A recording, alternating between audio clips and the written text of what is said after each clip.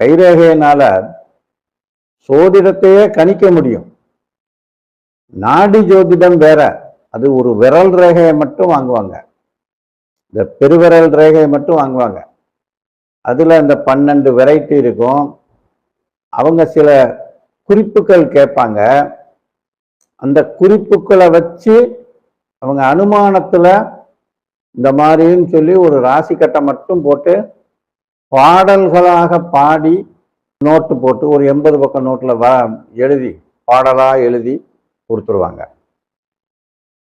ஆனா அவங்க கிட்ட போகும்போது சொல்றது நடக்குதான்.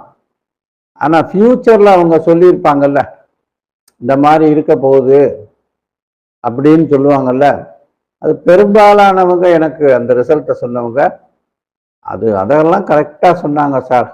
நான் போனேன், எங்கள் அம்மா பேரை சொன்னாங்க, எங்கள் அப்பா பேரை சொன்னாங்க, என் பேரை சொன்னாங்க, என் கூட பிறந்தவங்க இத்தனை பேருன்னு சொன்னாங்க, என் தங்கச்சி பேரை சொன்னாங்க, அக்கா பேரை சொன்னாங்க, என் சொந்த பந்தம் எல்லாம் சொன்னாங்க, என் வீடு எங்கிட்டு இருக்கு, எந்த வாசல் அப்படின்றது முதற்கொண்டு சொன்னாங்க. ஆனால் அவங்க சொன்ன ஃபியூச்சர் நடக்கலை அப்படின்றது இதில் ஒரு குறையாக நிறைய பேர் என்கிட்ட சொல்லியிருக்காங்க. இந்த நாடியில் எடுத்தவங்க ஒருவேளை அது அவங்க எடுத்த ஆளு அப்படி சொல்லியிருக்கலாம்.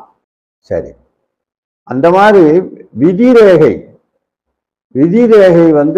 கங்கணமேடு தொட்டு சூரியமேடு வரை சென்றிருந்தால் வியாபாரத்தின் மூலம் திரண்ட செல்வம் சேரும். இந்த மாதிரி ஒருத்தருக்கு தீர்க்கமா சூரியமேடு வரைக்கும் ஒரு அந்த ரேகை சென்றிருந்தா விதி ரேகை, அதுக்கு பேரு விதி ரேகை. சூரிய தனரேகைன்னும் அதுக்கு பேரு. அந்த விதி ரேகை அப்படி இருந்துச்சுன்னா அவருக்கு வியாபாரத்தின் மூலம் திரண்ட செல்வம் சேரும். அரண்மனை போன்ற மாளிகை வீட்டில் பெரிய குடும்பமா வசிச்சுக்கிட்டு இருப்பாரு. பெரும் குடும்பமா இருக்கும் அவருக்கு. அதாவது ஃபேமிலியே ரொம்ப பெருசா இருக்கும். அண்ணன் தம்பி, இந்த கூட்டு குடும்பம் சொல்றாங்கல்ல, அண்ணன் தம்பி அக்கா தங்கச்சி எல்லாம் ஒன்னா இருப்பாங்க. அரண்மனை மாதிரி வீடு இருக்கும். அதுக்கு தகுந்த மாதிரி 50 பேருக்கும் சோறு போடுற அளவுக்கு வசதி வாய்ப்பு எல்லாம் இருக்கும்.